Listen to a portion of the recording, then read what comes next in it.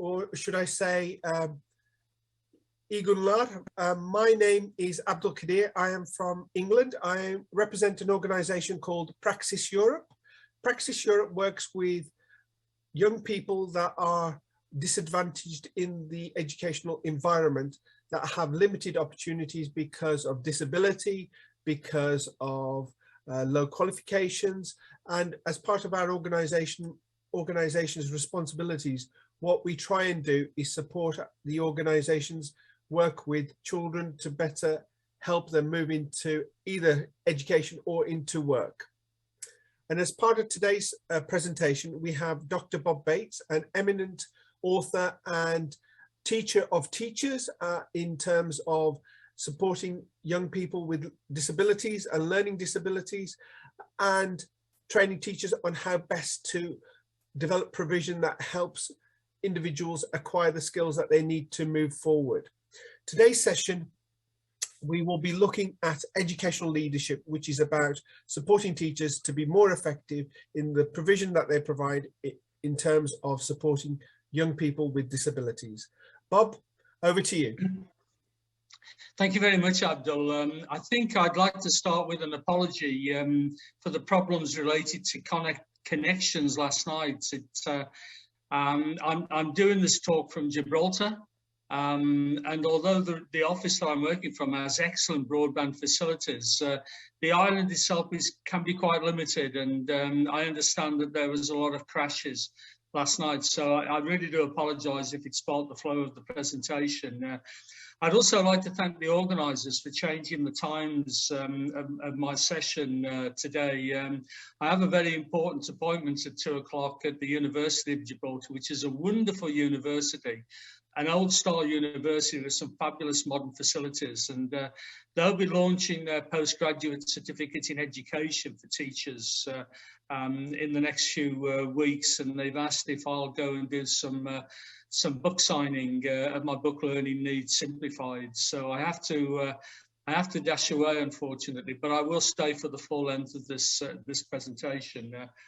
This is the third of the presentations that I've done this week.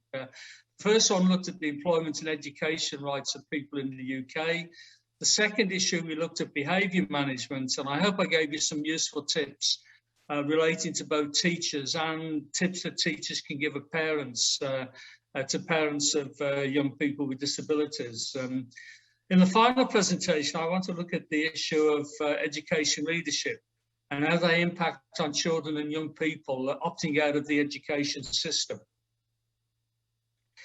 At the end of the second presentation, I posed this question that I hope you thought about overnight, and that is it the parents or teachers who are responsible for the social development of the child? And I guess, of course, it raises the important question of what is the purpose of education?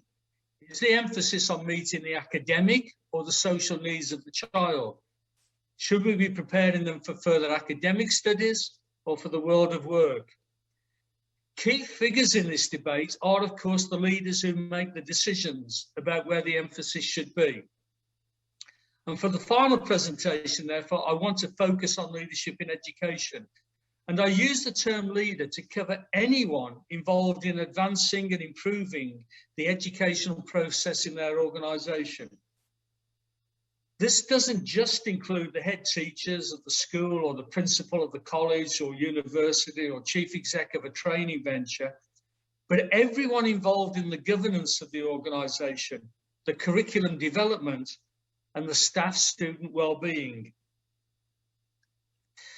To be an excellent leader in today's education system, you need to be able to merge an in-depth knowledge of education policy with proven best practice in organisation, leadership and management. But more importantly than that, you need to have the ability to deal effectively with the many social exchanges that occur in schools.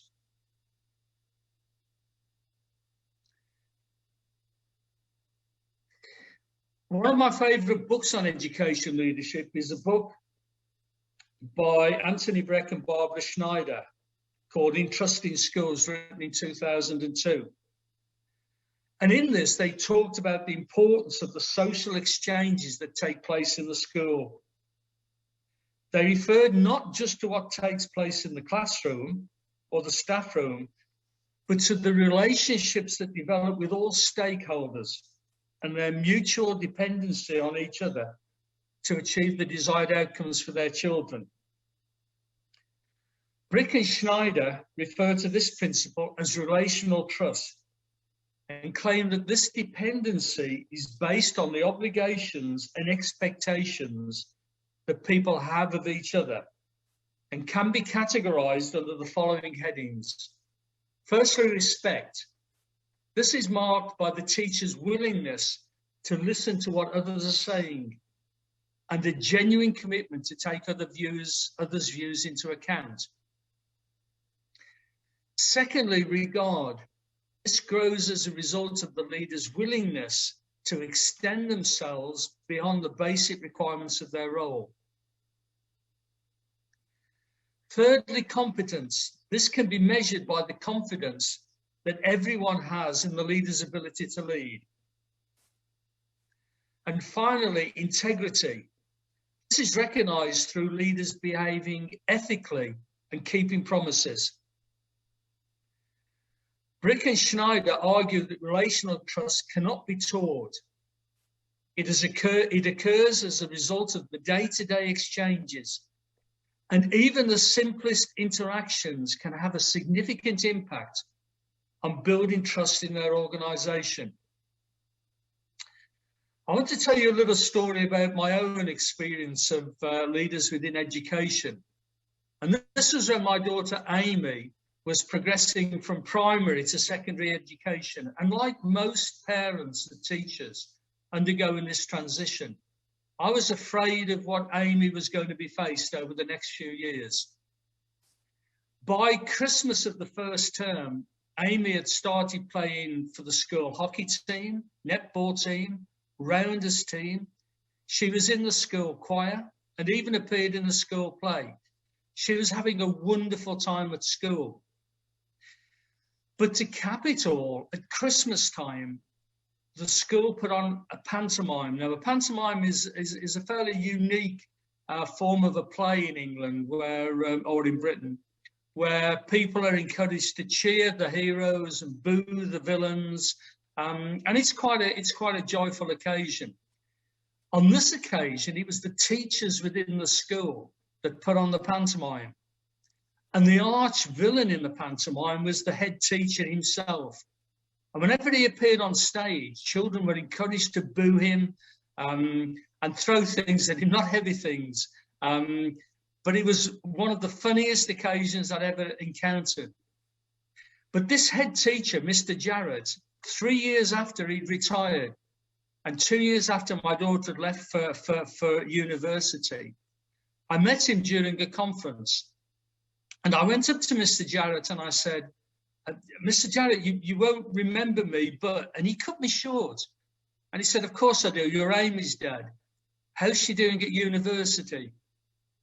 Now that may appear to be a simple interaction to most people, but what a wonderful example of somebody who knew his pupils, who knew his community, and who had great regard for them.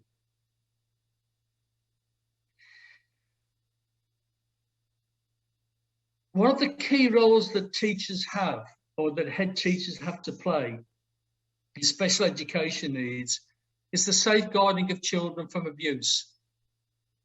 And the different form of abuse in schools involve physical abuse, non-accidental physical injury to a child. Neglect. This involves the failure of the child's parents or caregivers to provide for the psychological needs of the child in shelter. Emotional maltreatment. This involves the constant belittling or rejection of a child by someone considered close to them. And sexual abuse and exploitation. This involves any act where an adult abuses a child for sexual gratification. Now, according to the UK National Society for the Prevention of Cruelty to Children, the NSPCC, there are currently over 50,000 children in the UK who are identified as needing protection from abuse. This represents only a small number, 12.5%, of the actual children who are being abused. 1 in 20 children in the UK have been sexually abused. 1 in 3 children who were sexually abused did not report the abuse. Over 90% of the children who were abused by someone they knew. And nearly 3,000 children were identified as needing protection from sexual abuse in 2014. In September 2016, the UK government launched its Statutory Guidance for schools and colleges called Keeping Children Safe in Education. The document contained information on what schools and colleges should do and set out the legal duties with which schools and colleges must abide by in order to comply with legislation to keep children safe. The guidance stressed that everyone who comes into contact with children and their families and caregivers has a role to play in safeguarding children. And in order to fulfill this responsibility effectively, all education leaders should make sure their organisation approach is to consider at all times what is in the best interests of the child. And this involves protecting children from maltreatment, preventing the impairment of children's health or development, ensuring that children grow up in circumstances consistent with the provision of safe and effective care, and finally taking action to enable all children to have the best outcomes possible. Here are some key points taken from the guidance which education leaders need to be aware of in order to ensure that all staff members fulfil their obligations to safeguard the welfare of the children in their care. They are that all staff members should be aware of the systems within their school or college which support safeguarding, receive appropriate safeguarding and child protection training, which is regularly updated, be aware of the process for making referrals to children's social care in the event of abuse, know what to do if a child tells them that he or she is being abused or neglected. Never promise a child that they will not tell anyone about an allegation, as this may ultimately not be in the best interests of the child. And finally, that they should be aware of all types of abuse and neglect so that they are able to identify cases of children who may need help or protection. Although the safeguarding and welfare of children is the role of everyone in the organisation, most schools and colleges will have a designated safeguarding leader who will take on responsibilities, discussing with all members of staff who express concern about a child and agreeing what action to take. Ensuring that they are kept in touch about any direct referrals made by staff members who feel the child is in immediate danger. Documenting any concerns and any action taken and following up on this. Supporting staff members in liaising with other agencies and setting up an interagency assessment if appropriate. And finally, keeping the case under constant review and giving consideration to a referral to children's social care if the child's situation does not appear to be improving. Sometimes, despite all of the safeguarding measures introduced by the government, children and young people still drop out of school because of abuse. And I'd like now to address the question of why do children drop out of school? It can be extremely distressing for all parties when children refuse to go to school. It can often be accompanied by meltdowns, physical complaints such as stomach aches, headaches, vomiting, rapid heartbeat, dizziness, pleading or begging to stay at home, and even young people threatening to harm themselves if they're made to go to school.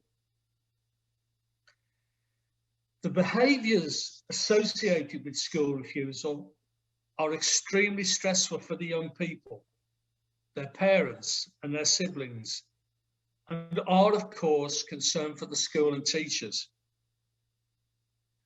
For the young person, it can have a significant negative effect on their academic and social development, and can lead to them completely dropping out of school, possibly causing significant consequences for future education or employment.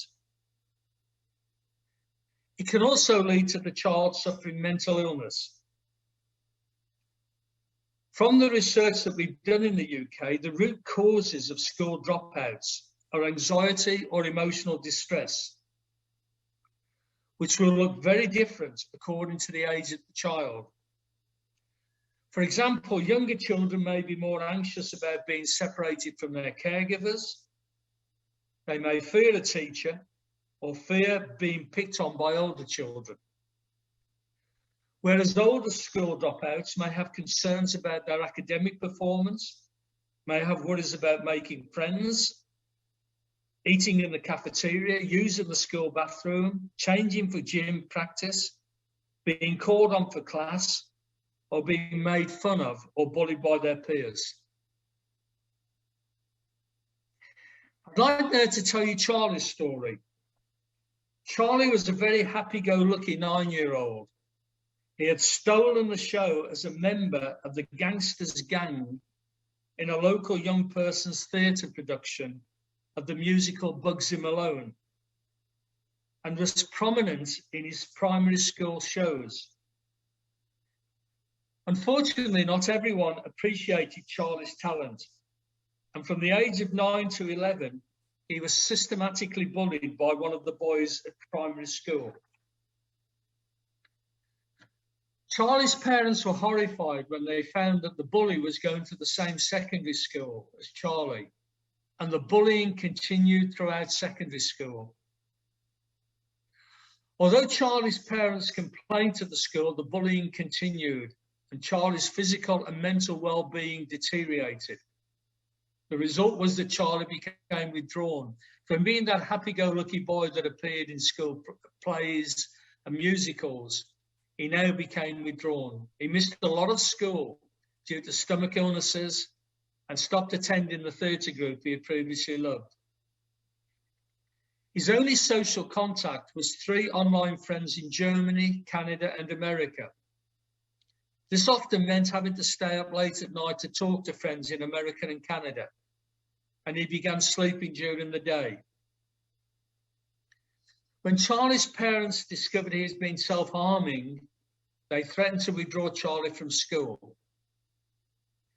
Eventually, after 4 years of bullying, when he turned 15, the school finally referred Charlie to a child and adolescent mental health service CAMS counsellor, who arranged for Charlie to attend a course of cognitive behavioural therapy. Although his therapy has been disrupted by the COVID pandemic, Charlie is one of few people who viewed the pandemic as a blessing in disguise, because during the past year, he has had a legitimate reason not to attend school for long periods. Emotional distress is a condition in which the child or young person's emotional response differs significantly from the accepted norms for reactions in a given situation. The distress may be the result of the child or young person experiencing in or out of school.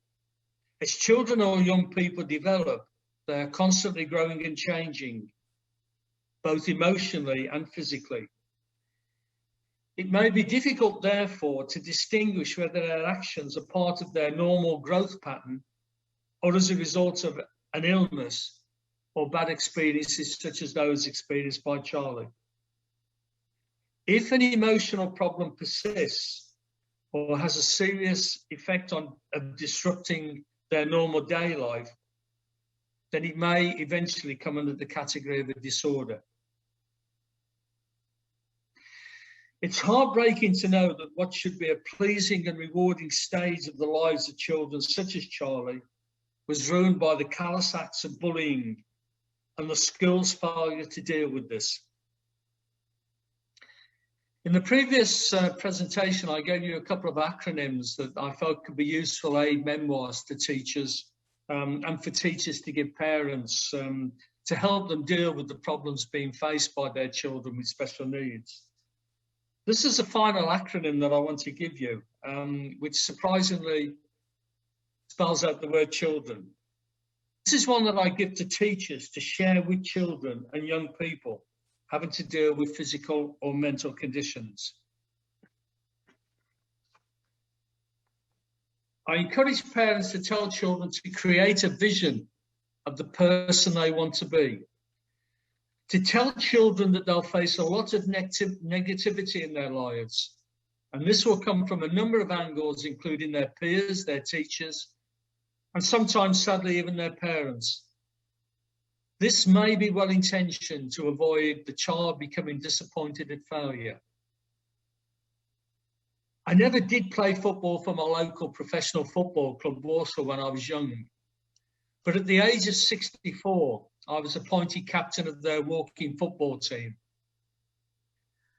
I never summited Everest, but I did more than 99.99% of the population. And at the age of 52, I climbed 400 meters above base camp.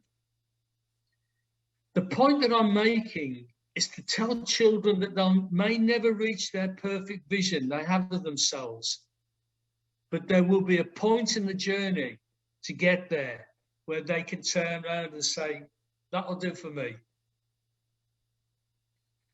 Have the drive and determination to get there.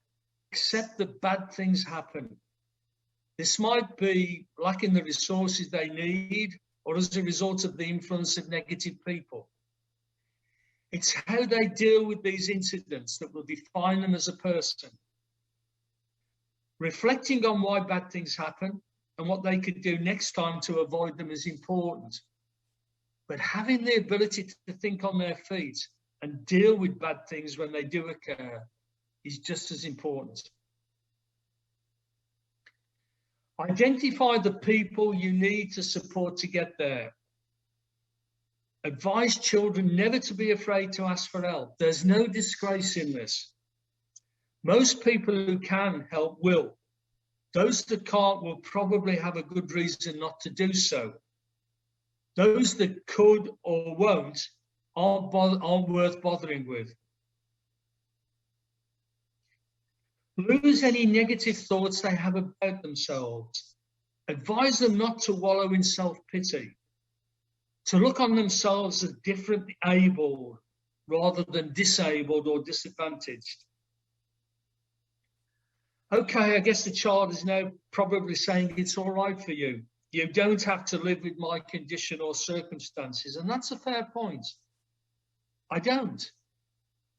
But I've had to face up enough adversity in the past to know the importance of not letting the negative thoughts destroy me. Don't allow people to put you down.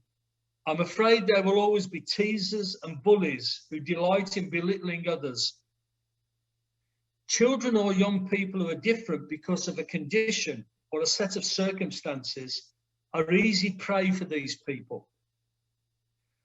Finding out what coping strategies best works for you and use it to good effect.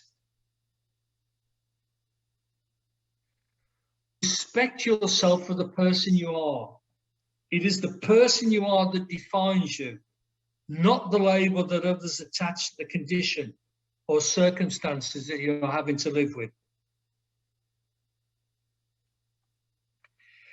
Educate others in the symptoms. Most people accept conditions that they can see, such as people using wheelchairs or aids to correct blindness or deafness. Some, however, are suspicious of conditions that are hidden or not apparent, such as dyslexia, schizophrenia or epilepsy. And sometimes they can go overboard with these suspicions, making others aware of what the symptoms are associated with your conditions will help allay their fears. But this must be done in a sensible way, and not as one parent I once met, by having "he's not a devil child, my son has autism" tattooed on her shoulders. I don't know whether this was to help the child or to help herself. And finally, never say "I can't do that." Say "I can do that. It's just that I may need a bit of help and a bit more time to do it in." I mentioned at the beginning of the first presentation that I had a personal interest in the subject matter covered in the symposium. I did mention early on that the teaching assistant in both Hope and Esme's in Care's case studies, who I called Mrs. Smith, is actually my wife Val. And Charlie, the subject of my last case study, is my grandson. So I'd like to pose this question now. What action do you feel the school or Charlie's parents should have taken to make life at school for him more bearable? Thank you. Back to Abdul. Hi, Bob. Yes, thank you for a great presentation about educational leadership and the qualities that teachers need to have in place. Unfortunately, we don't have any questions at the moment from the audience, but I will put a question to you, if that's okay. The question is, what does a teacher that's responsible for children with special educational needs to do to ensure a safe working place for both teachers, for children with special education needs, and for their parents? I think there are three things that teachers could possibly do. If the child is being bullied or harassed in a particular class, to maybe identify classes where the child can attend, where they'll be free from any harassment or bullying. Maybe to look at identifying a limited time period where the child is required to be in the building. It may not be all of the 9 till 4 sessions. There may be special time when the child it's absolutely essential for them to attend. Maybe times when they should attend, maybe times when they could attend. And the same applies to the days when the child must attend. These are all legitimate strategies to employ, and I think starting points for an intervention plan of goals and objectives. But it's important that the intervention plan is adapted to meet the needs of an individual child and not a blueprint for treating all children the same. I'd actually planned that as an answer. That was an excellent question from you, Abdul, because I planned that as a possible answer to the question about what the school could have done. They made it compulsory for Charlie to attend. And I don't think it was compulsory for him to attend every session on every day. And I think some flexibility around how Charlie was being dealt with might have prevented the self-harming syndrome that Charlie's actually gone through. I have to say there's a good ending to this story in that Charlie now has left that particular school. He's attending a studio school where the ethos and everything that's done there and the subject matter is absolutely wonderful to Charlie.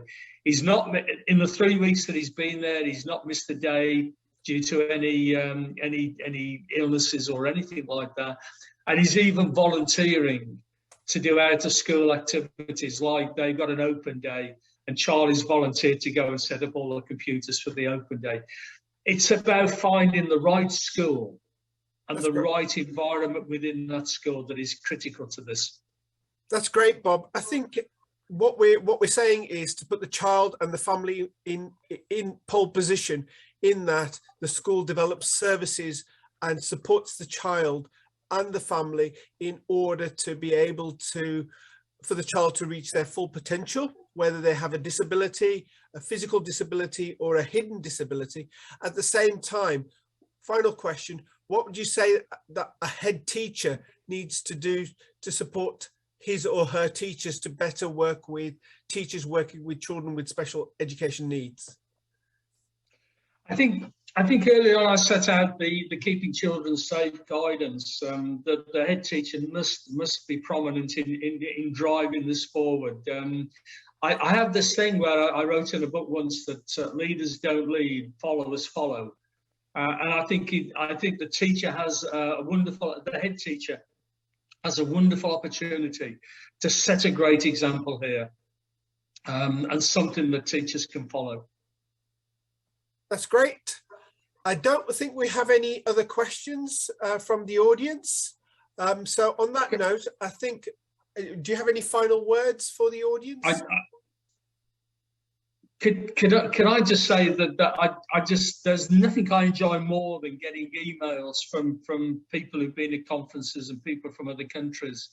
I've had them in the past few months. I've had them from Hong Kong, from India, from wonderful places in America and throughout Europe. And I love people to sort of challenge or comment on anything that I've said or done. I don't know if the slide's still there, but I put my email address on the slide. For anybody who wants to respond, I would love to hear emails on any of the issues that I've raised during this presentation. Okay. And thank you so much, Bob, very much for listening. And I would also urge you for the audience to email Bob. He's on the internet. You can do a Google search and you'll be able to find his details, and you can share your stories and read about how he has supported teachers develop their careers and address issues of special education needs. Thank you for joining our session today. I wish you all the very best.